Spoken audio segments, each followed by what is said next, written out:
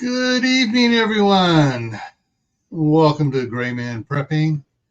It is time for Tactical Tuesday, where we'll be talking about tactics, gear, and more. And tonight's topic, well, should you organize a CAG, a community assistance group? And how's everybody doing out there? Now, CAGs, I'm going to start this off. I'm going to be addressing later, but just so everyone right off the bat knows, a CAG is also known in other circles as a MAC, a mutual assistance community. And I'll cover the difference between a MAC, a MAG, a tribe, a village, a team, all the different things for different size groups and different philosophy of groups for prep. All right. So first, let's get over to the contact. I mean, the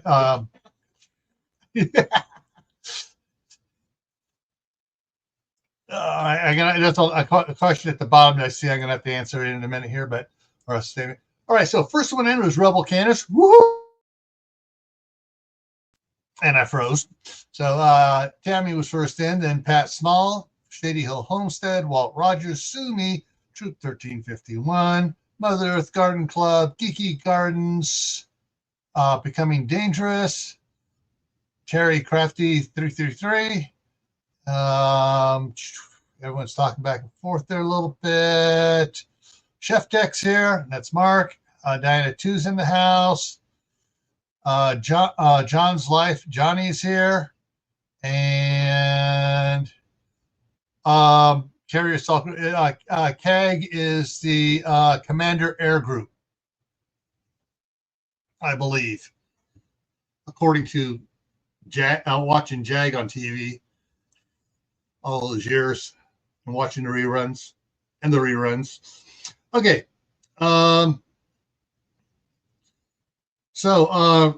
Someone asked in an email back and forth about setting up a group and stuff, and she goes, "You can explain it a little bit more in a live stream rather than just email." So I plugged it in.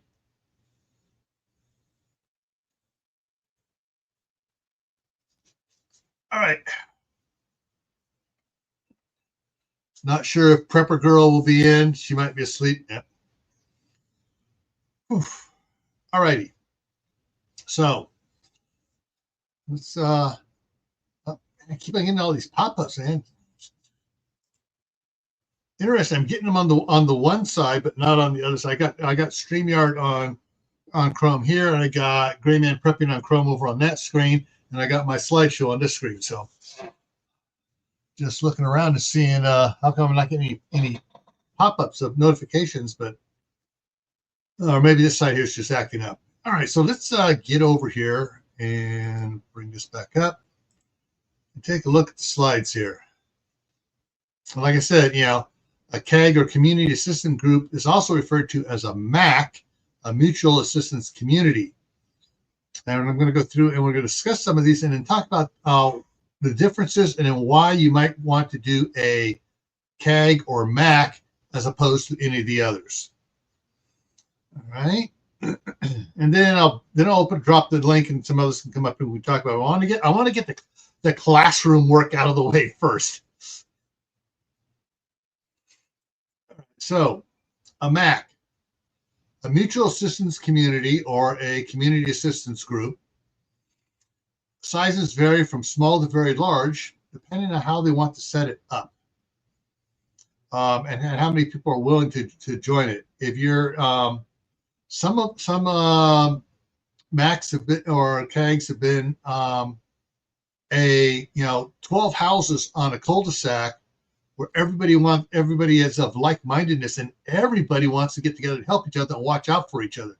And they've over the years everyone's kind of grown fond of each other, and they have neighborhood parties and cookouts and stuff like that, and things like that. So it can be various from something like that, or it could be a larger housing tract, and that's usually what they are. They are usually neighborhoods that are sections of neighborhoods are the core, and you'll get some people from surrounding neighborhoods that want to participate in it as well. But what just happened here? What the heck happened? I don't know. I just suddenly went bloop. I don't know. I may have problems with my PowerPoint today, guys. So, yeah, and so basically, MAG or a MAC or a CAG is basically, the common word is community, and it's it's locally based for most members. So most members are there, like I said, are in that. You might have someone who knows everybody from work. There's several people all working the same place, or they know multiple people, and they're out from outside, and they want to be part of it too, even though they're 20 blocks away, instead of within a 2-3 block radius or whatever of what the core group is. Now, generally, a CAG does not own specific lands for members' use because they're already home based. They have all their stuff there. Their neighborhoods, they're ready to close off the street and protect the neighborhoods and their streets if needed. Why is that keep on shifting on me? I don't know what's going on here. Hang on a second. I gotta go do a deep dive here for a second on my PowerPoint over here. I pulled this from another one. I think it may have a transitions. Yeah, okay. Eliminate that. Oh, great. I lost most of the stuff. Okay. I know what I did. Okay, so I got that fixed, that part fixed. So let's go back to this. And actually, I need to bring up the other one. I got the follow-up one here, so I got to make sure on this one here. Control A, slideshow, transitions. There we go. On mouse.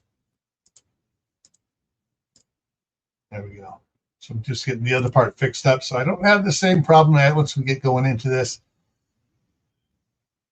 And yeah,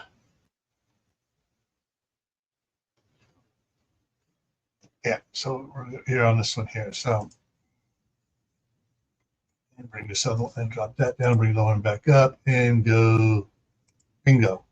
All right, there we go. Back into it. Now I can go. Technical difficulties are brought to you by Microsoft Office.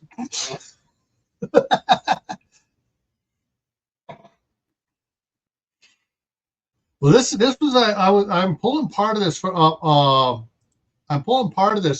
from a 3-year-old live stream I did called "What's the Difference Between Groups?" or something like that. So that, anyways, so that's what's happened is I forgot to go in and check the behind the scenes stuff for transitions. Alrighty, so where was it? Okay, so yeah, they generally don't own specific land for members' use because everybody's planning on staying at home, defending the home front, and doing that. Now, generally, they're not found in or near downtown city areas. Generally, not. There are exceptions to the rule. You may have a good portion of an apartment complex all get together, and they're forming a MAC or a CAG in that apartment building.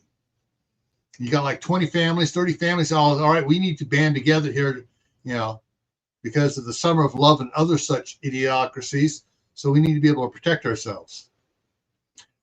Generally, there are no dues or buy-ins required to get into a community because everybody knows each other, and they're not having to buy anything as a group. So there's no dues or buy-ins to join the group. And it's a lot easier to join a community assistance group than it is to join one of the more formal groups.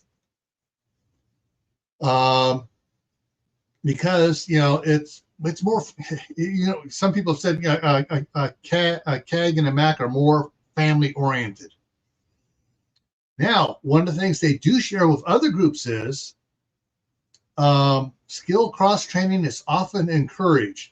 So if say you're a welder, you may also get encouraged, well, you're welding stuff, maybe you ought to look into, learning some plumbing too, or some electrical or something else. And you get people that are get trained in multiple professions, as you would. say, to figure things out, but then you may have someone who is a dentist, and he goes, and someone's, hey, I have a hobby of ham radio, so I can be communications guy too, and I've always been interested in woodworking, and so people pick up some of what they think about hobbies to have interest in for cross skill training. All right. It's suburbs is where a lot of it is. Suburbs. Rural areas, because they're kind of spread out. They have a different mindset out in the rural areas. But downtown cities, it's generally, not absolutely, generally you don't find a MAC or a CAG in a downtown area. But it does happen, and it's because you have apartment buildings, and so sometimes you may have something set up there. Hey, Shenanigans, welcome.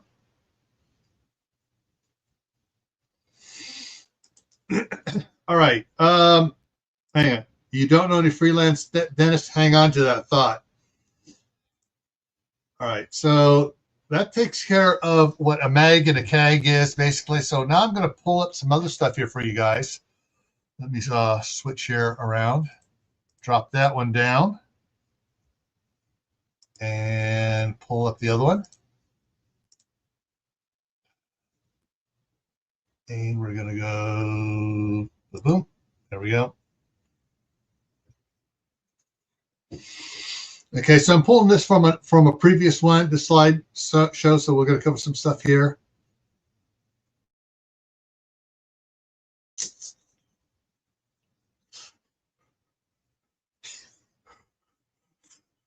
All right, I can't say anything about that. Oh, I will say something about it. Kind of reminds me of the TV show Longmire. If anybody's seen it, you know what I'm talking about, dealing about pulling enemy's teeth. All righty, let's go here. So, people want to know, well, what's the difference between groups? So you talked about being a CAG or a MAC. So what's the difference between that and others? Well, so we're going to cover some of them right here. And this one, I put this slide in specifically for Steve of course, they're trainers. You got, yep. Becoming Dangerous has that one. He guessed it. Hector. All right. So lone wolf. We've all heard about lone wolves. And generally, lone wolves plan to go it alone. I'm a mountain man. I'm going out there by myself, and I'm going to live off the land, and I'm going to be free and everything. And usually they're single individuals, but sometimes you could have a lone wolf family, a family unit. Mom, dad, the kids, and we're going to go off and we're going to live like great grandpa did up there when he was trapping in the mountains. Generally, because they are lone wolves, they don't have enough supplies.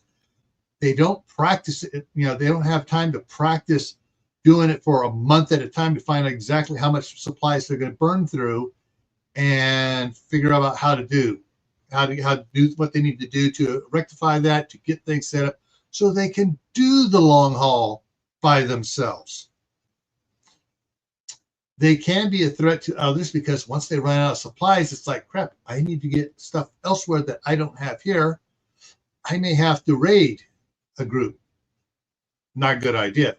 Now, some of them may decide, okay, it's time I've done the lone wolf thing. It's time for me to join another group that's existence, put my trapping and other skills to work, and get some clothes because all the clothes I had on my back have got worn out, about ready to fall off. And for the most part, it's agreed by most of the experts and stuff. Generally, they will not. Lone wolves will not survive out on their own. When their survival rate increases, when they decide not to be a lone wolf and join and help another group. Now, teams is the next from a single individual family. It starts getting a little bit bigger. Teams are small units, 5 to 12 members generally. Now those members may have family members coming in with them, so it could get a little bit bigger there. But generally, it's a small unit, and that's the size of them. They're very structured. Generally, a team is generally very structured because they are so small. They got to make sure everything is lined out, so everybody knows what's going on, what's doing everything else. And they have rigid and specific rules for it. They generally have a specific ideology, whatever it is for each group. And they often run a military-style leadership because some of them are used to that type of a situation. Leadership is generally fixed.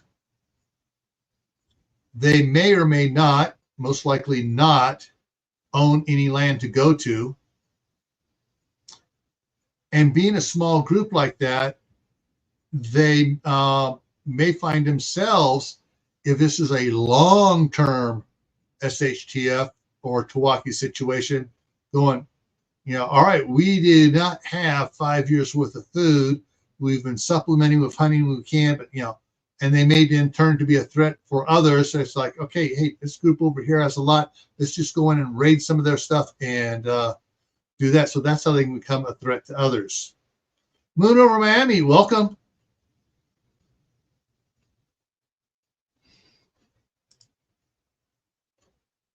Yeah, and that's the thing everybody forgets, Wayne, the last part. And they resupply twice a year. In the spring when they come down and trade everything that they've trapped during the wintertime and get supplies, go back out, get more traps if they need more traps and stuff, trap and hunt all summer long and come in for the fall before the winter hits, sell off everything they've done and bought supplies. Mountain men were totally 100% lone goers. They always did things. That's why the French were the original mountain men. The French were the original mountain men, and that's why the resupply things are called rendezvous.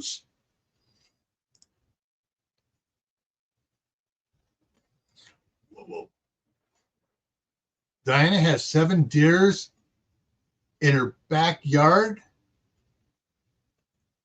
Oh, well, keep them fed, and when things go to in a handbasket, make sure you have your bow and arrow for hunting. All right, so that's the gist of what a team is. So the next one here, and so the next one we're going to come across is what's called a wolf pack or nomads, and they sometimes they're very similar, and so it just there's subtle differences between the two, but not enough to break them apart. They're generally mobile groups,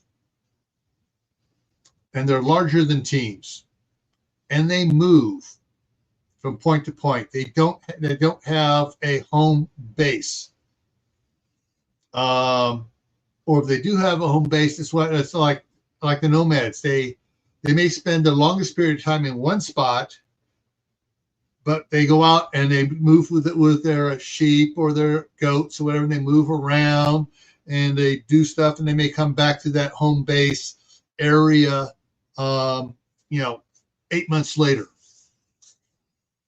So they plan to wander until everything settles down. Generally, they travel like nomads of the desert with all their belongings. Some groups will have livestock with them, whether it's cattle, and they move it like a cattle drive, or whether it's goats, chickens, sheep, alpacas, horses. They'll have livestock that they have with them to move around. It makes it a little bit easier. They usually have a set leadership, and especially nomads are in a hierarchy type leadership, passes from father to son, or if there's no son, passes from father to daughter and whoever she marries. It's a hard lifestyle for some. Others enjoy it. And some people go, how could they enjoy moving around like that? Well, same reason how they can say, how can you enjoy living with your ear glued to a phone? So there are the Aquatic News Network. Welcome. I'm just going to look. Did I miss anybody else? Okay, I got shenanigans and that. Okay. And so, like I said, a wolf pack or nomad groups are they're the wanderers. They're the ones wandering around and moving from place to place. In some of the research we've done in the past, when I used to work Homeland Security, we figured these groups are the ones going to be the ones in the national forests and in the BLM lands that are just moving around and basically hunters, and then they have their goats and sheep or whatever with livestock moving with them for making cheese and having some sort of milk and stuff with them. And then they will be living off they'll be foraging for any greens they want. Next one here, tribe. Tribes are larger than teams, less rigid in their daily rules. Their ideology may become ritualistic over years and years. There may be set joining requirements. A tribe may or may not own land to begin with, but generally they will find a spot, settle down, and quote homestead that area or squat on that area and take it over. Leadership is usually set, or they have set ways of determining leadership. But tribes are probably looking at that, and don't take this wrong, people. I'm going to say tribes are generally more friendly than teams are. A little bit more friendly than pack wolves or wolf packs or nomads. Once they've established, because they got establishment, they know their area, and they've set up defensibility, and so they're not quite so leery of strangers. Individual or small, very small groups, wandering by. Tribes generally will also try to grow, to bring more people in. That that if they meet of the same like-mindedness and stuff, and try to do it. So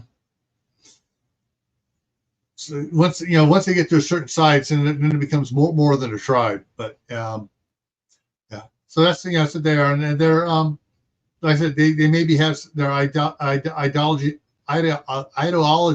Really, I can't pronounce words here.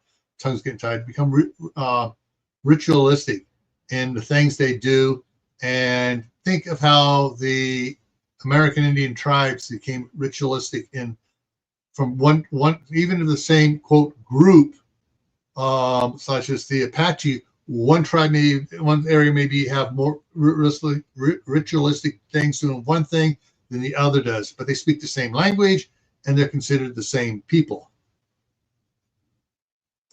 In order to, that's possible, and if they do, they probably don't split that far off. They get, okay, we need this much area to survive. The other one goes right next to it, so that area just borders right up against it, and it basically they know it's like cousins, and that way they can also intermarry from one group to the others to maintain their genetic diversity.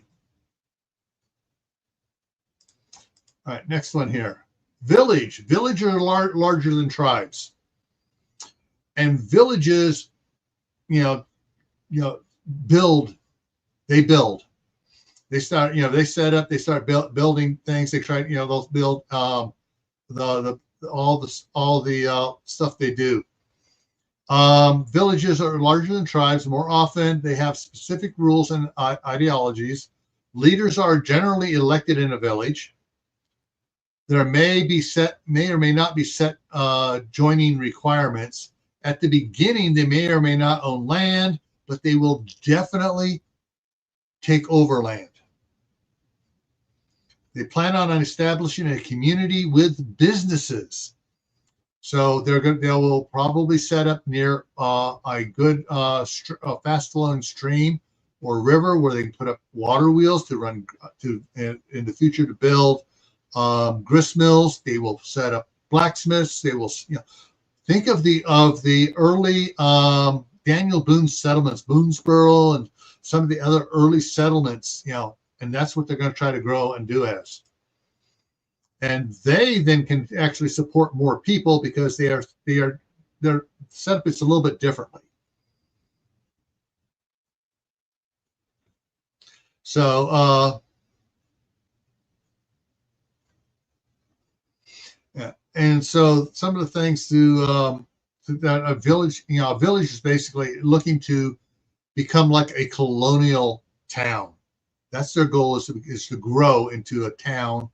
And that, let's see what the next one here is. Okay, MAG. We all have heard of MAGs, a mutual assistance group.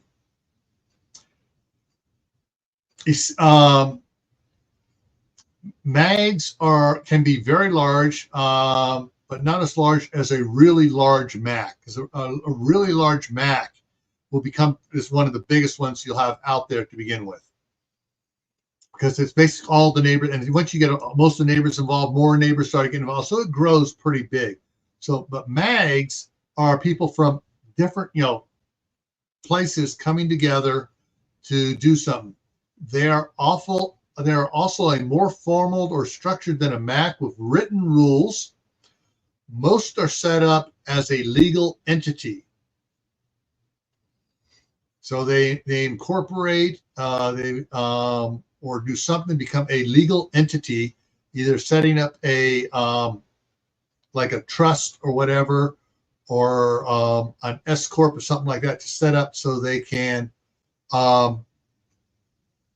basically own land.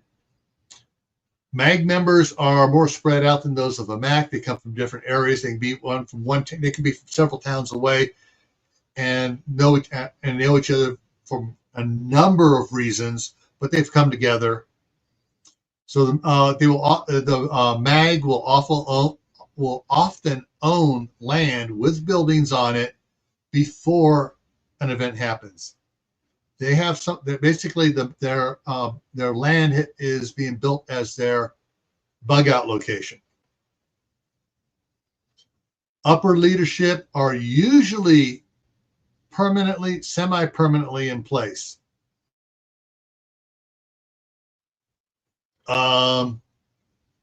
They may have membership levels and buy-in costs. Example of one is where they have their big buildings. They have underground rooms and stuff set up, and the elite members that pay the most get those. Others, the next level down, can bring in mobile homes and set them up around. Others can get RV pads and drive their RVs in. Others get camping sites and stuff type thing.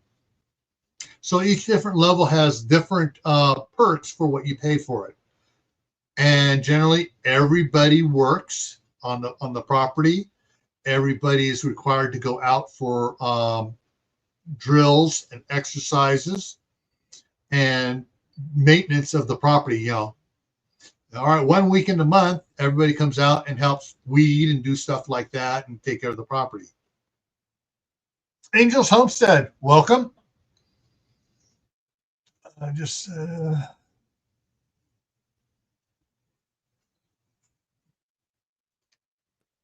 let's see. What am I forgetting on this? Background checks. Yeah, a MAG, where they're having people buy in, will generally have background checks. Once the core group is established and they're growing into their MAG, anyone they bring in after that, they're going to start doing background checks on. Prepper Girl, how's it going? All right, so we talked about a Mac and or Mac slash CAG already. Now we're getting to the big one, and I threw this up specifically because one of the novels I was reading, there was a group, and the main character was not a member of the group. He was a mountain man type lifestyle, and he's going with a bunch of others up there, and he runs into this group of, I mean, all their vehicles all have the multicam paint job or the DK or the the whatever they put the stuff on it, and so they're all set up like that. And he runs into them, and he notices that they all have the newest and latest weapons. They all have matching multicam uniforms. They everything, and while he kind of dubs them the doctors, dentists, lawyers, and bankers survival group LLC. Later on, when he actually has to deal with them on other things, one of the head guys goes, you're not that far wrong with that. Because what he does, he fills out a salute report on this biker gang he runs into ahead of them on the same path these guys are taking. So he does a salute report, goes back, meets with them. So and you look at what does DDL and GBS LLC mean, and he tells them, and they go, yeah, that's about right. But anyways, so an LLC, limited liability company or corporation, depending on the state's requirements, for calling it wherever you're at. Size varies from small to large. Legally set up with members as shareholders. So the more you spend on it, the more shares you get. Very structured with specific bylaws, rules. And if you ever watch Suits, you hear them talking about the bylaws and stuff of the firm. That's the type of stuff they're talking about. Predetermined membership levels and stock/buy-in costs. The company or corporation owns land to begin with. That's one of the things they do. They set it for so they can own land. Skill cross training is often required, as well as drills, exercises, and certain base requirements that everybody must be trained in as well. And they obviously do background checks if they let anybody buy in. Yeah, that's it. So that, in a nutshell, is what the general different groups are. And I'll go back here to the one here. And so that's why this one, the MAG or CAG, is what is some people will kind of drift to, because it's their neighbors. They, if they're friends with their neighbors and stuff, it's all right. We already have an association here. We don't want to give up our homes. We want to form something to protect our homes so we can keep our homes and keep on living here. So this is why some people are drawn to a MAC or CAG instead of any of the others. And one of the biggest one is there is generally there are no dues or buy-in fees required because the group isn't buying anything. But if they have people that they will do a lot of cross training. You have someone who's a doctor, he'll teach first aid and teach people at levels how to do things. You have someone that's a plumber, he'll teach other people how to fix plumbing and stuff in their group there. An electrician, same type thing. They'll work on fixing themselves up so they can basically they start bartering their skills beforehand and cross training everybody. So if something happens to someone, they're not up the creek as far as that skill comes and goes.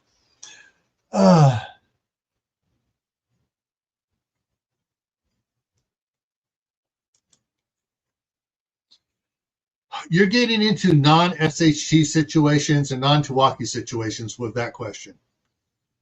The government only tries to seize property for a project they have ongoing. If you're an SHTF or Tawaki, there is not generally a functional government that does that. Yeah.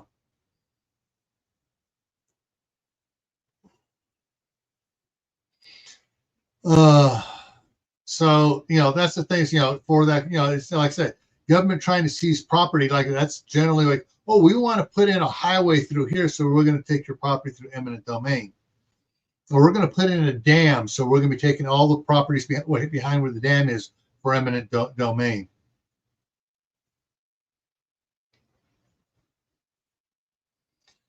Military use is not I haven't heard anything in the United States in decades where they've used eminent domain to form a new military base. And the military just can't come in and use civilian things. That's against the Constitution. That's why it's in the Constitution, because that's what the British troops used to do. And they, the founding fathers says, oh, we don't want this happening again, so we're making that illegal.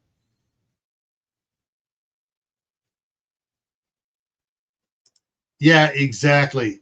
Because the town's trying to get money from that. I did a video on it called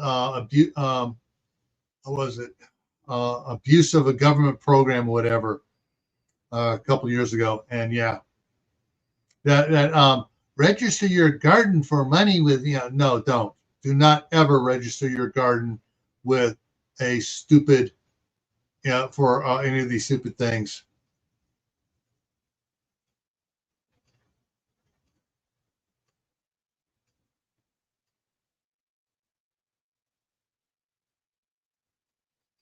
What does it say here? Government makes.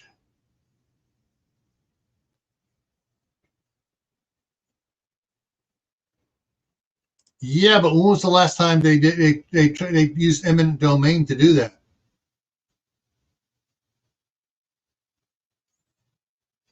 Four Corners was set up. There's the sites and stuff there. For the the historic site and everything else. Cumberland Gap. That was how many years ago?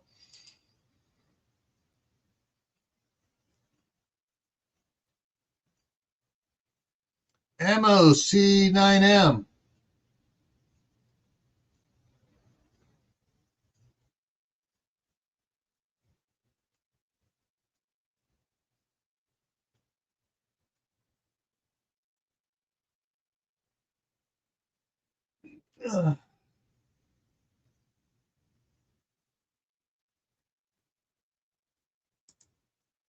Yeah, that wasn't a government group. That wasn't the government. That was individuals setting that up.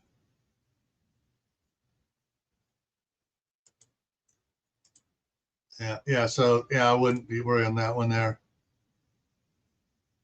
Free debit help ad. Finally got someone saying they got an ad. All right. So,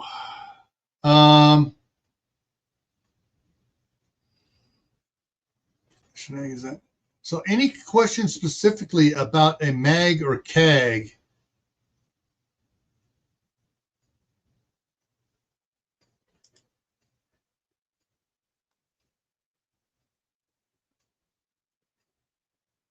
But you got to realize in SHTF, it cannot be SHTF until the federal government fails and is non-functional. That's one of the rules for SHTF. The federal government has to be non-functional. Now, it's not, it starts off and it's like it's going to take them, a couple of years to get set to reform or anything, if they even can. So,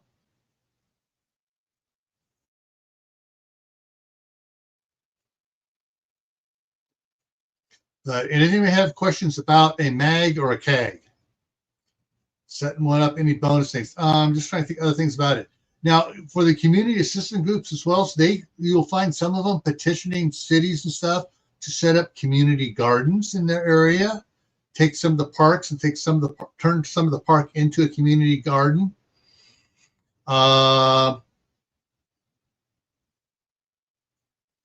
Okay. No, not quite. Not quite. The federal government there is still functioning. Limping along, but it's still functioning. Oh, by the way, on this, hang on, let me go ahead and drop a link for if Wayne wants to come up here, or Mark. I didn't see, or if Rebels wants to come up here. All right. So I'm going to be, this is not for everybody to use the link to come up. It's not for everybody. Only for those that have been up here before or have been invited and have declined coming up before. All right. Canada. And here's Mark. Hey, Mark. Hey. I got a glimpse of you. I got a glimpse of you. I only do that. Yeah, you pull me up too quick. You got to look at the face, go, okay, and then I did. I see the face. I click it real quick to try to. Yeah. Anyways, now I know I got to keep my finger on the shut the cam off button. Alberta has passed something, and now they have so many days to get so many signatures to start the process to withdraw from the rest of Canada. I saw a news article on that. Do that.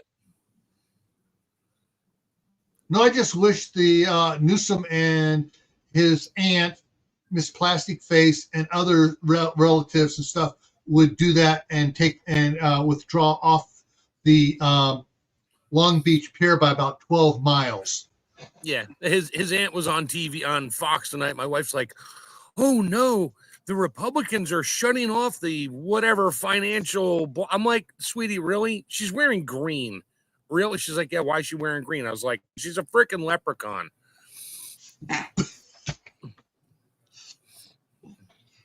No, If Pelosi's wearing green, it's the mold coming out from underneath her makeup. Yeah, that too. Yeah. But yeah. So community assistance groups can form as a community group, not as a survivor group. You don't have to put that out there, or prepper group, and can influence their local civic government to do things that will turn out to be in their interest, like the community gardens and stuff like that.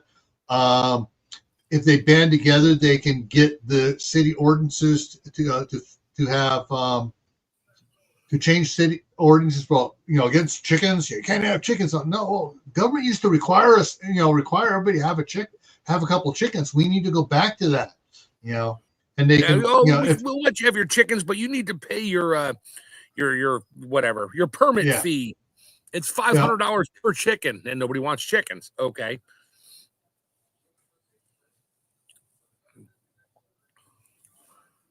Yeah, and so there is there are some really advantages of a CAG or MAC, a community group, over one of the other type groups. And basically, we're kind of an unofficial community assistance group here in the city, which is 1/4 mile square, 400 and some odd people. And because people are always helping each other out and doing things for each other, so we're kind of like that. And just about everybody here has a garden. A bunch of people have chickens. A bunch have goats. A lot of them hunt. And if they reach their bag limit, it's like, anybody need extra meat? All right, I got it. It's been processed and stuff. Who needs some elk meat? Who needs some deer meat? Who needs whatever? Yeah, I don't have a great community around me. Yeah, that's the one of the examples of a non-official CAG MAC, where everybody's just doing it because they want to do it. They want to help the community stay better. The government in Canada is going groups and under drip to farm unrest and prevent Alberta's.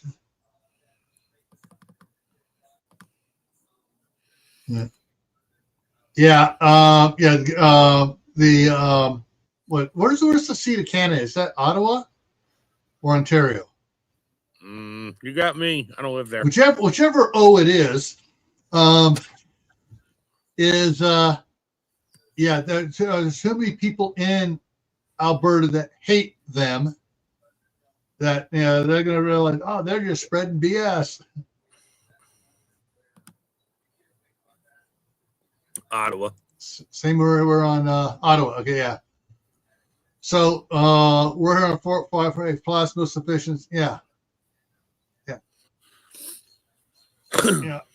The city was set up here with 10-acre blocks that got divided first in half and then down. And now the city has a limit that the smallest you can go is a half acre, not a fifth acre or eighth acre like they do in big cities. Yeah, I'm on a sixth acre here where I currently live. Yeah. I got 15 elsewhere, so I'm good. Yeah. And when we moved here, we bought the last 5-acre lot. And the property we bought across the street here is a full acre. So, and that's what a lot of them are acre or acre and a half or 2-acre lots around town.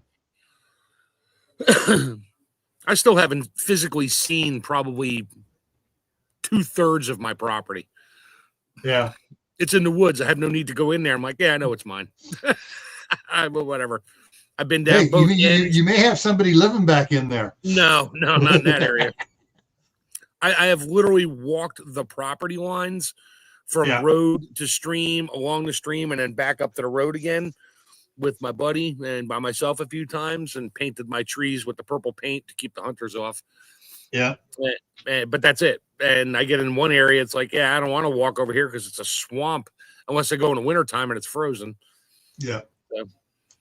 But that's, for a, like I said, a group like this is what is the most attractive prepper group for people is a CAG or a MAC, a community-based one.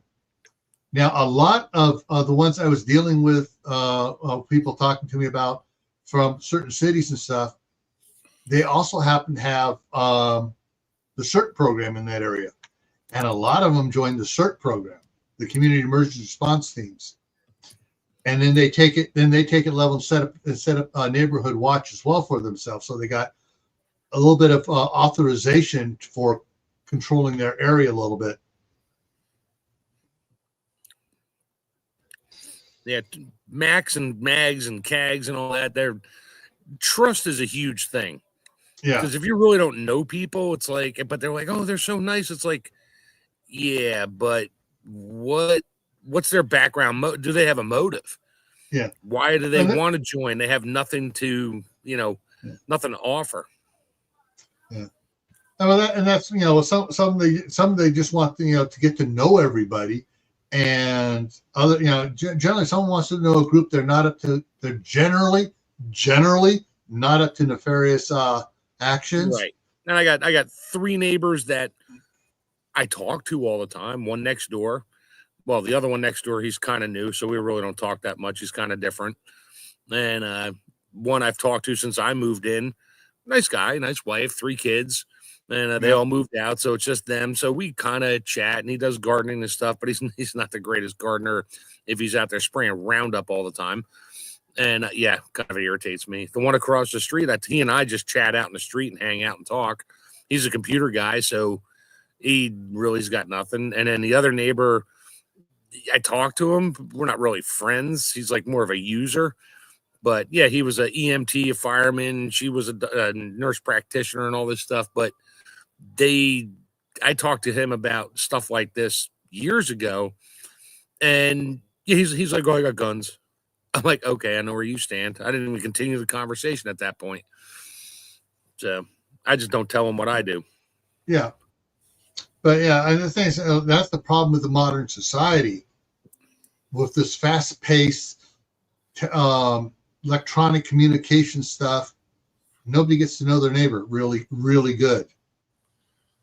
And, it's like, oh, there's businesses like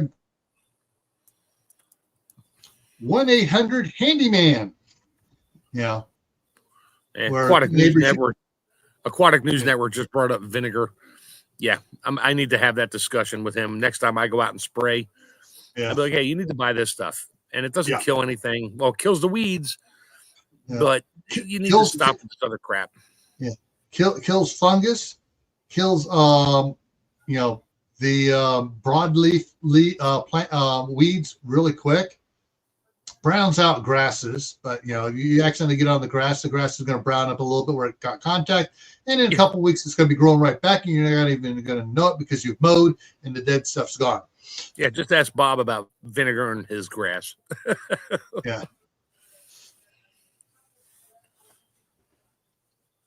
Ooh. All right. Loose mag of about 10 families. We all own our property. We each help each other. Cool. Train together. Everybody's. Yeah, I have a couple friends that would join me because they prepared. Far away. Yeah. But you got, everybody's independently prepared, and they got comms to back each other up in emergencies. That's cool. That is kind of a loose, CAG or MAC. You're not an official group. You're not paying anything else, but you go out and train together. You kind of do. That's neighborly. That's a neighbor group type thing. I like that. Yeah, my one buddy, he's on a farm. Him, his two sisters, and one renter in a house, and he's pretty cool. And they have a farm. They have a full-blown farm, and a guy that rents out space for the cows and plants his crops.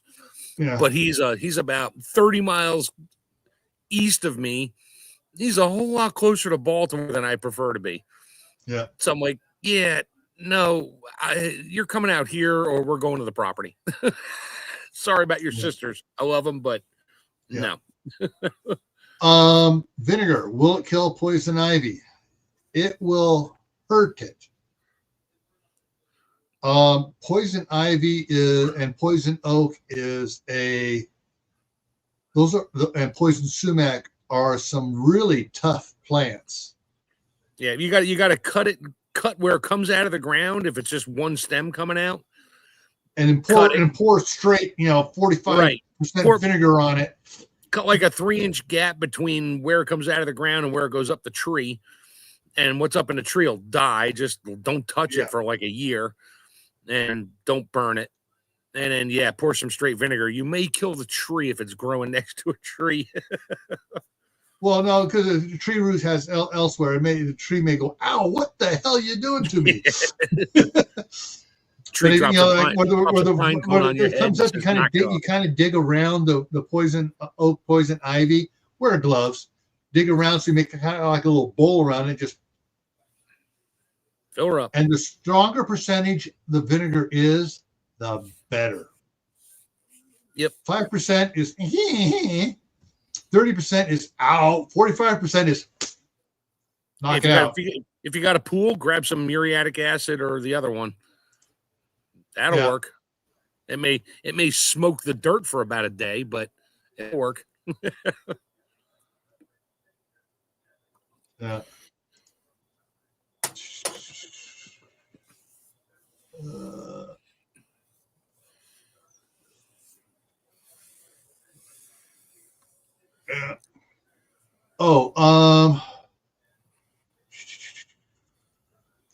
There we go. If your neighborhood has companies that come out and spray, check with your city and county, because the wind is blowing more than 5 miles an hour. They're not supposed to be spraying generally. Most counties and cities have ordinances against that. Yeah, I gotta have a relatively calm chat with my neighbor about that. Yeah.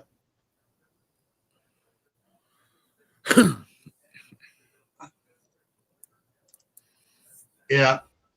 We have English ivy. Street. No, what we have across the street growing up amongst the lilacs is ragged robin roses. We get it all gone, and nothing's growing there for a year or two. Also, here comes another one. Yeah. But we had, it was a lot, and we just about totally wiped it out. Then, no, nothing growing this year. Next year, crap, it's back. So yeah. What's up, Lewis? Lewis is in the house. It's the Marshmallow Man. Oh. Okay, I hear grandsons outside. I hear.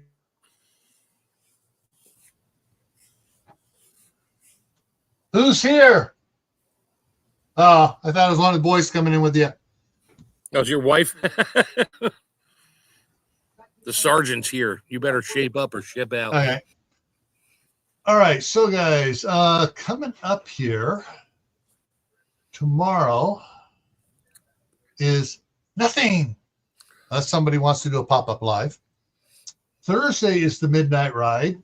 Starts at 10 p.m. Eastern, which would have been, I'm trying to remember daylight savings time, which actually would have been 9 p.m. before they had daylight savings time. It was about the time that Paul Revere actually started his ride.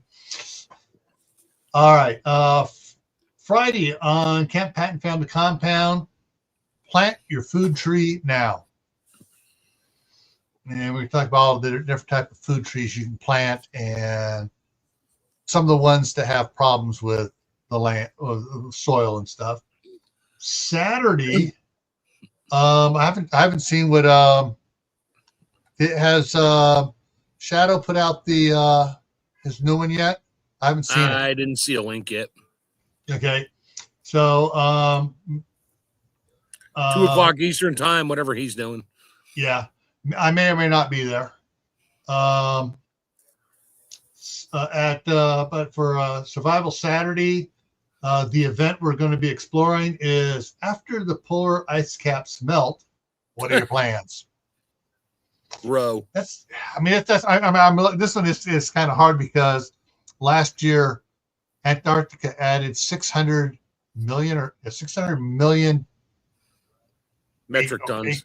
Metric tons or acres or whatever of it grew ice. It significantly grew. Oh, Al Gore must be really pissed off right now. Yeah. And I don't see the caps melting anytime soon. Hey, I don't see the glaciers they say were melting. The ones that there are glaciers at the equator that have been there for 6,000 years and they still haven't melted. Oh, anyways, all right. So Monday on Camp Patton Family Compound, probably not going to do a live. If we do, it's going to be a very short one because it's Memorial Day. And so if I pop up with a live, I'll be there for half an hour maybe. Next Tuesday here, how hurricane season affects everyone, everywhere, not just in the U.S. So that's how a hurricane is disaster is a connected spider web affecting everybody from the little tugs on it.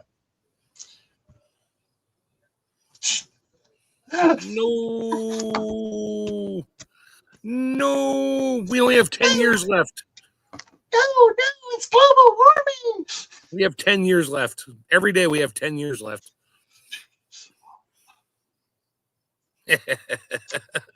What was that TV show that Leonard Nimoy narrated back in the 70s? Oh, yeah. One of the episodes on that was scientists are saying that within 5 to 10 years that we could be entering another ice age, and this is what's going on with this harbor, which was usually open for sea traffic all winter long, and the last couple of winters it's been frozen solid. In search of. Yeah.